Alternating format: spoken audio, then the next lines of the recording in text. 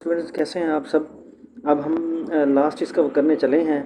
हमारे पास न्यूमेरिकल हैं। पहले चैप्टर 10th क्लास के फर्स्ट चैप्टर के न्यूमेरिकल सॉल्व करने लगे हैं। इसमें दो बेसिक चीज़ें मैं आपको बता दूंगा, वो याद रखिएगा। एक ये कि आपने इसको सॉल्व कैसे करना है, दूसरा ये कि इसके अंदर टेम्परेचर आप लोगों ने कैसे लेना है। तो लेट्स स्टार्ट। हम करते हैं। फर्स्ट है 10.1। A metal rod of length 1 metre expand by 0.02 metre when heated from 20 degree C to 120 degree C, calculate its coefficient of linear expansion. एक तो ये भी आपको ज़ाहिर हो गया कि लीनियर एक्सपेंशन फाइंड आउट करना है। इसका मतलब ये है कि यहाँ पे आप लोगों ने अल्फ़ा फाइंड आउट करना है, ठीक है। दूसरा, उसकी लेंथ जो दी गई है वो 1 मीटर है। इसका मतलब ये है कि ओरिजिनल लेंथ उसकी 1 मीटर है। उसके बाद जो चेंज आया है, चेंज इन लेंथ, वो है 0.02 मीटर। उसके बाद फर्स्ट टेम्परेचर है T1, वो है 20 डिग्री। सेकंड टेम्परेचर है 120। इन दोनों का जब हम डिफरेंस करेंगे तो वो 100 डिग्री सी आएगा। मैं आपको शायद उसके अंदर भी बताया है, थ्योरी के अंदर भी, कि जब भी टेम्परेचर के अंदर चेंज आता है तो वो केल्विन में लें या आप सेल्सियस में लें, दोनों का आंसर सेम होता है। इसलिए आप डिग्री सी यूज़ करें या 100 केल्विन यूज़ करें, तो इसमें कोई भी आपका फ़र्क नहीं होगा।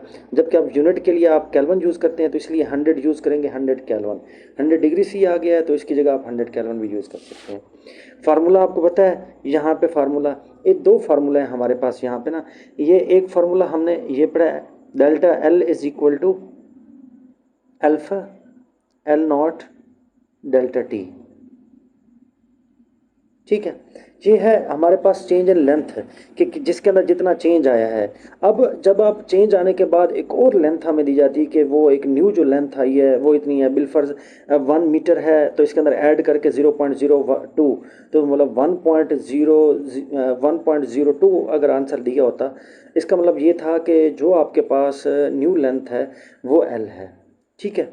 अब यहाँ पे चेंज इन लेंथ जितना उसके अंदर थोड़ा सा भी एक्सपेंशन आया है वो बताया गया है। इसका मतलब यह है कि यहाँ पे हम जो फार्मूला है वो L is equal to alpha, sorry alpha नहीं है, L naught into alpha,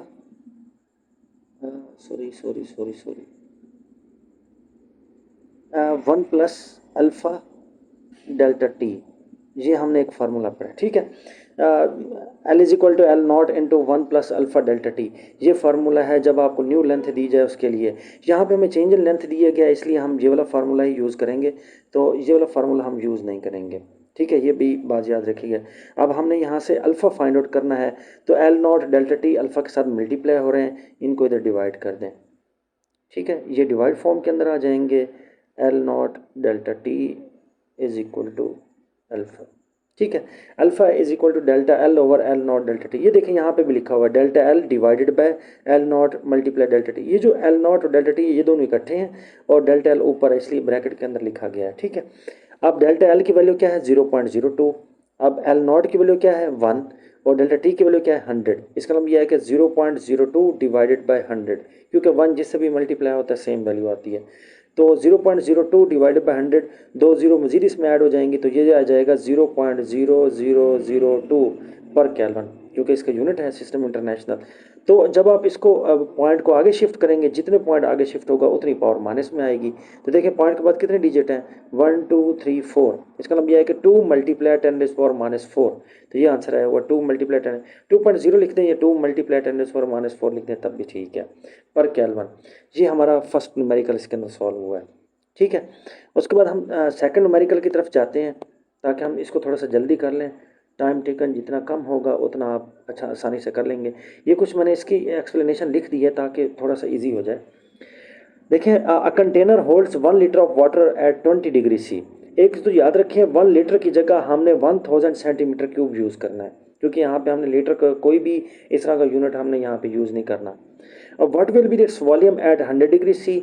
Assuming water coefficient of volume thermal expansion is 2.1 multiplied 10⁻⁴ per degree C। मतलब पर केल्विन भी कह सकते हैं, पर डिग्री सी भी कह सकते हैं, दोनों सेम सेम बात लिखी हुई है। तो इसका मतलब यह है कि ओरिजिनल वॉल्यूम क्या है 1 लीटर है, वो जो कि 1000 सेंटीमीटर क्यूब है, ठीक है। उसके बाद इनिशियल टेम्परेचर दिया हुआ है, फाइनल टेम्परेचर दिया हुआ है, दोनों का डिफरेंस आपने लिख देना है। वॉल्यूम एक्सपेंशन दिया हुआ है। ये वर्ड यहाँ पे आपको दिए हुए हैं जो फार्मूला आपने यूज़ करना है। अब देखिए न्यू वॉल्यूम हमने फाइंड आउट करना है। इसका मतलब यह है कि हमने what will be it's new volume, कि उसका वॉल्यूम क्या आएगा जब टेम्परेचर ज़्यादा हो जाए। तो आपने ये फार्मूला यूज़ करना है, V is equal to V naught into 1 plus beta delta T. अब वी नॉट की वैल्यू क्या है, आपके पास 1000 है, 1 वैसे का वैसे आ जाएगा, प्लस ये दोनों मल्टीप्लाई हो रहे हैं इसलिए दोनों को ब्रैकेट में लिख लें। बी की वैल्यू क्या है, 2.1 मल्टीप्लाई 10⁻⁴ और डेल्टा टी की वैल्यू 60 है।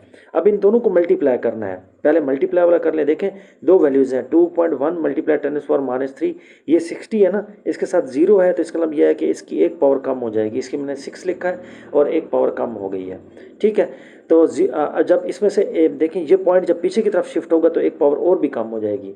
तो 0.21 मल्टीप्लाई 10⁻² मल्टीप्लाई 6 को मल्टीप्लाई कर दें तो 6 1 6, 6 2 12, 12 का 2, 1 कैरी गया तो 1.26 आ गया, मल्टीप्लाई 10⁻⁶ आ गया, ठीक है। तो अब ये जो मैं आपको बता रहा हूँ ये आप बेसिकली विदाउट कैलकुलेटर के सॉल्व भी कर सकते हैं। -2 है, एक पॉइंट और पीछे शिफ्ट करेंगे -1 बचेगा, एक पॉइंट और शिफ्ट पीछे करेंगे तो 0.0126। ये वैल्यूज़ कहाँ से आई है मैंने सॉल्व करके भी दिखाया। वरना आप कैलकुलेटर के अंदर डायरेक्ट आप पहले इन दो को सॉल्व करें, कैलकुलेटर से जो जवाब है उसको 1 के साथ ऐड करें, फिर जो जवाब है उसको 1000 के साथ में। हम सारे इकट्ठे लिख देते हैं, बाजू का जवाब में ना थोड़ा सा मसला आ जाता है इस तरह का। तो ये देखें ये मैंने सॉल्व किया तो 0.0126 आया, प्लस 1 करेंगे, 1 इसके अंदर ऐड कर देंगे तो ये टोटल आ जाएगा 1.0126, मल्टीप्लाई 1000 कर देंगे तो ये आ जाएगा 1012.6 सेंटीमीटर क्यूब। ये आपके पास आंसर आ गया, ठीक है। उसके बाद हम तीसरे न्यूमेरिकल की तरफ चलते हैं। Steel rod initially measures 2 meter at 20 degree C if its coefficient of linear expansion is linear expansion, ठीक है, 1.2 मल्टीप्लाई 10⁻⁵ पर केल्विन या पर degree C. What will be its length at 100 degree C. इसका मतलब यह है कि जो न्यू लेंथ आएगी वो हमने फाइंड आउट करनी है, change in length find out नहीं करना, ठीक है। ओरिजिनल लेंथ है 2 मीटर, इनिशियल टेम्परेचर भी दिया हुआ है, इनिशियल फाइनल टेम्परेचर भी दिया हुआ है, चेंज इन टेम्परेचर लिख लें और लीनियर एक्सपेंशन की वैल्यू भी दी हुई है वो पुट कर लें। सिंपल सीधा फार्मूला आपने लगाना है, L is equal to L0 into 1 plus alpha delta T. तो ये L0 की वैल्यू है 2 है और सेम वही आपने पहले वो ब्रैकेट वाले कर लेने हैं कि जब आप 80 में से 0 कम करेंगे तो -4 आ जाएगा, एक पॉइंट और पीछे करेंगे -3 आ जाएगा। या आप कैलकुलेटर से इसको डायरेक्ट लिखेंगे तो आपके पास 0.00096 आ गया, उसको फिर +1 ऐड करना है, जो आंसर है फिर उसको 2 से मल्टीप्लाई करना है, तो ये अप्रॉक्सीमेटली 2.002 मीटर आ गया, ठीक है। क्योंकि लेंथ है, लेंथ का जो मीटर होता है, मैं आपको बार बार बच्चों से ये कहता हूँ कि 5 नंबर का आता है, एक नंबर आपके हो गए इस जो आपने ये जो लिखी है इस डाटा गिवन डाटा लिखा है, दूसरा नंबर हो गया आपके ये फार्मूला लिखने का, तीसरा नंबर हो गया आपकी कैलकुलेशन का, चौथा नंबर हो गया आपके आंसर का, ठीक है, पांचवा नंबर हो गया आपके यूनिट का, ठीक है। ये बात आपने याद रखनी है इसके अंदर। उसके बाद लेट्स स्टार्ट, हम आगे चलते हैं। Steel bridge of expand by 5 centimetre. अब देखिए एक्सपैंड किया है उसने, इसका मतलब इसके अंदर चेंज आया है। If the bridge is originally spanned 100 metre what is the temperature change. ये बात घुमाने के लिए दी जाती है। देखें यहाँ पे सेंटीमीटर दिया गया है और यहाँ पे मीटर दिया गया है, ये भी आप लोगों ने याद रखना है कि इसके अंदर यूनिट डिफरेंस दिए जाते हैं, सिस्टम इंटरनेशनल यूज़ करना है।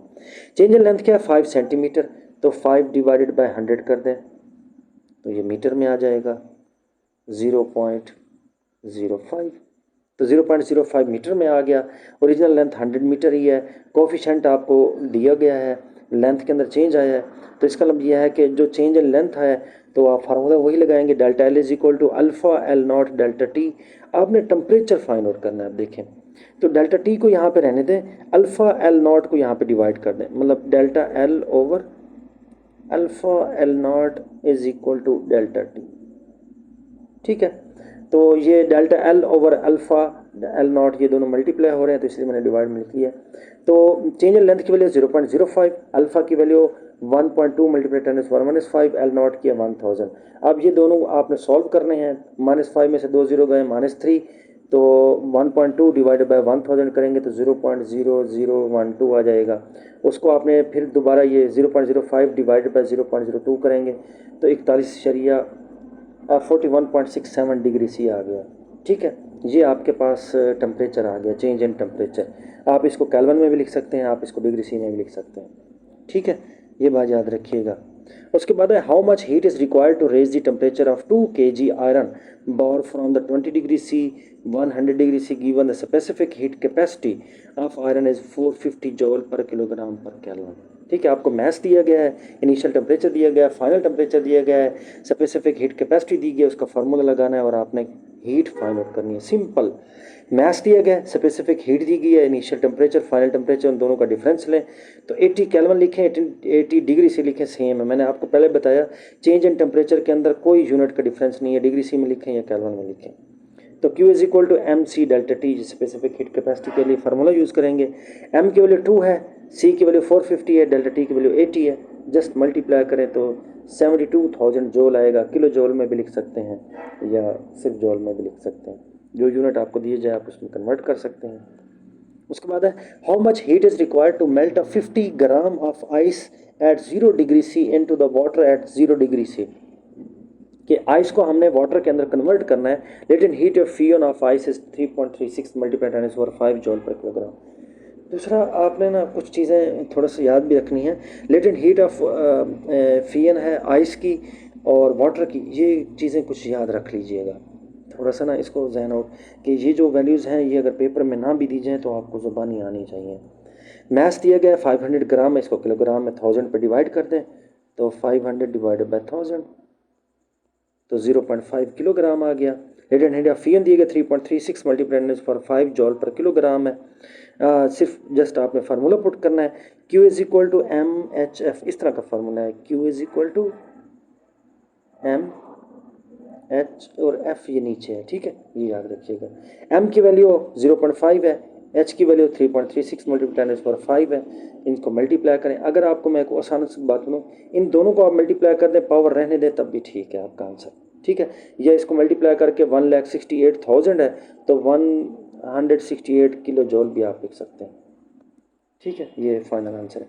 Calculate the heat required to completely vaporise 1 kg of water at the 100 degree C. Latent heat of fusion of water is 2.26 multiply 10⁻⁶ joule पर किलोग्राम। मैथ्स दिया गया है और आपको उसके बाद सिंपल देखिए, ये जो 100 डिग्री सी है ना, ये तो पानी इसके ऊपर वेपर्स होता ही होता है। ऊपर देखें वो 0 डिग्री है, वो तो उसका आइस का टेम्परेचर जो है वो 0 डिग्री के बाद वेपर्स बनना शुरू कर देता है, जबकि पानी जो है वो 100 डिग्री पर वेपर्स बन देता है। ये कांस्टेंट वैल्यूज़ हैं, ये जस्ट हमें कंफ्यूज करने के लिए टेम्परेचर दिए गए कि हम कम टेम्परेचर कहाँ यूज़ करें, जबकि ये इनका इनिशियल स्टार्ट ही इसी टेम्परेचर से होता है। इसलिए ये कांस्टेंट वैल्यू हैं यहाँ पे, इसलिए यूज़ नहीं की गई। ये बात याद रखिएगा। ठीक है, अब फार्मूला वही मैं आपको इसको सही करके देता हूँ। Q is equal to M H, ये स्मॉल वी इसके नीचे है, वी कोई भी और चीज़ नहीं है, इससे कंफ्यूज ना होइएगा। मैस कितना है 1 kg 1, और लेटेंट हीट ऑफ वेपराइजेशन क्या है 2.26 मल्टीप्लाई 10⁻⁶, जस्ट मल्टीप्लाई करना है और आपके पास मेगा जूल के अंदर 6 है ना, तो इसलिए इन दोनों को बस मल्टीप्लाई किया है। 1 से तो करेंगे तो सेम वही आएगा, तो इसका मतलब यह है कि 2.26 मेगा जूल इसकी एनर्जी आ जाएगी। देखिए यूनिट चेंज हो गया बस, बाकी कुछ भी वो नहीं हुआ। बहुत ही इम्पोर्टेंट हैं और बहुत ही आसान से हैं, तो ये शॉर्ट क्वेश्चन के अंदर भी आ सकते हैं और लॉन्ग क्वेश्चन के अंदर भी आ सकते हैं। तो इसके साथ ही हमारा पहला चैप्टर कंप्लीट हो गया। अब हम नेक्स्ट चैप्टर की तरफ बढ़ेंगे, कोशिश करेंगे कि बेहतर से बेहतर चीज़ मैं कोशिश कर रहा हूँ कि ले आऊँ आपके लिए, अच्छे नोट्स भी ले आऊँ। तो ये MA मैंने इसका नाम थोड़ा सा चेंज कर रहा हूँ एकेडमी का, MA एकेडमी के नाम से, सेम वही है, बस उसका शॉर्ट फॉर्म लेके आ रहे हैं। ओके।